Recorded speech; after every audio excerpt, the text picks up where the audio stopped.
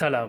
አብዛኛው የቴሌግራም ተጠቃሚ አዲስ ስልክ ቁጥር ላይ ለሰው በአዲስ ስልክ ቁጥር ማለት ሴፍ አድርገው ወይም ደግሞ ለአዲስ ሰው ሴፍ ካላደረግነው ውጭ ሜሴጅ ስንልክ ልክ እንደዚህ አይነት የዋርኒንግ ምልክት እያመጣ ሜሴጅ እንዳንልክ ይሄን ያለት ምልክት ካመጣብን እንዴት አድርገን በቀላሉ ፊክስ እንደምናደርገው ነው ማሳያችሁ።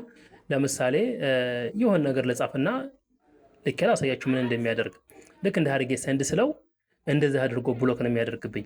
ይሄ ማለት ምንድነው? እኛ ያው የቴሌግራምን ህግ አላከበርንም ነው። ይሄን ለማድረግ በቀላሉ ፊክስ ለማድረግ ሌርን ሞር የምትለው እኛቷን አንድ ጊዜ እንደዚህ ክሊክ እናረጋታለን። ይሄን ካረግን በኋላ የስታርት በተኗን እንደዚህ ክሊክ እናረጋታለን። ይሄን ካደረግን በኋላ እዚህ ጋር አሁን ለምን የኛ የቴሌግራም አካውንት እንዳይልክ የታገደብንን መልእክት ነው እዚህ ጋር የሚያሳየው። ከዛም በኋላ ማመን ብቻ ነው። ያው ስህተታችንን እናምናለን፣ እሺ እንለዋለን። ቀጥሎም ልክ እንደዚህ አይነት ተመሳሳይ ይዘት ነው የሚያደርገው። እንደዚህ ነገር ነው የሚለው። ከዛም በኋላ ይሄንንም አዎ የሚለውን የስ የሚለውን ነው አንድ ጊዜ ክሊክ የምናደርገው። ይሄን እናደርገዋለን።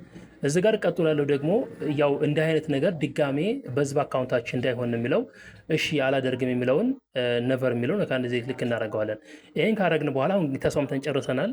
ከዛም በኋላ ዩ አር ኖት ሮቦት የምትል ነገረች አለች። እሷን አንድ ጊዜ ክሊክ አድርገን እንደዚህ ቬሪፋይ ወደ ማድረጊያው ኦፕሽን እንገባለን። ይሄን ስናደርገው ይሄ ታብ ይከፈትልናል፣ ይሄንኛው ዊንዶ ይከፈትልናል ማለት ነው። እዚህ ጋር ክላውድ ፋየር ናት ቬሪፋይ ዩአርኤ ሁማን የሚል ነገር አለ። ይሄንን እኔ ሮቦት አይደለም የሚል ነገር ስለሆነ ይሄን ክሊክ አድርገን እናደርገዋለን ማለት ነው። ባክ የምትለው ኦፕሽን አትገባልንም። ስለዚህ እንደምናደርገው ኤክስ ብለን እንወጣለን። ከዛ ይሄን ጨርሰናል፣ ደን ነው የምንለው። ሌላ ምንም የምናደርገው ነገር የለንም። ይሄን ደን ታልን በኋላ እዚህ ጋር እንግዲህ አሁን ለምንድነው ቻናላችሁ የታገደው እና የታገደበትን ምክንያት ዲቴል ጻፉ ነው የሚለው።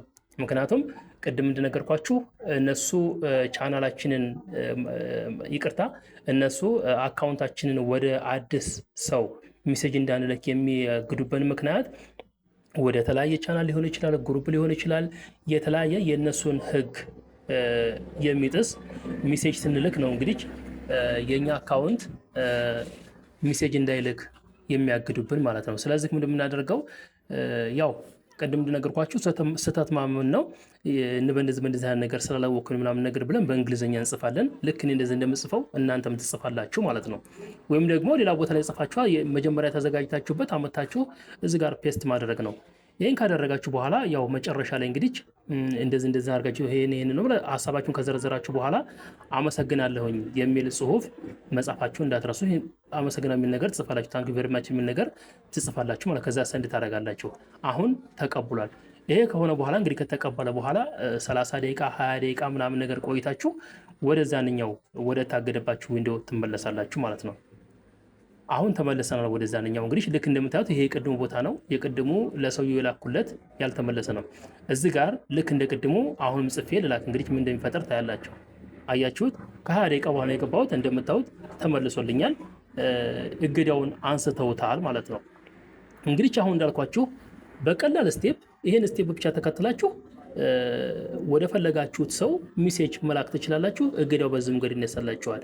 ይሄ ማለት ምንድነው? እናንተ የምትፈልጉትን ነገር ጻፉ፣ እሱ ምንም ችግር የለውም። ዋናው ነገር ስህተታችሁን ማመን ብቻ ነው። ስለተከታተላችሁኝ አመሰግናለሁ። ቻው።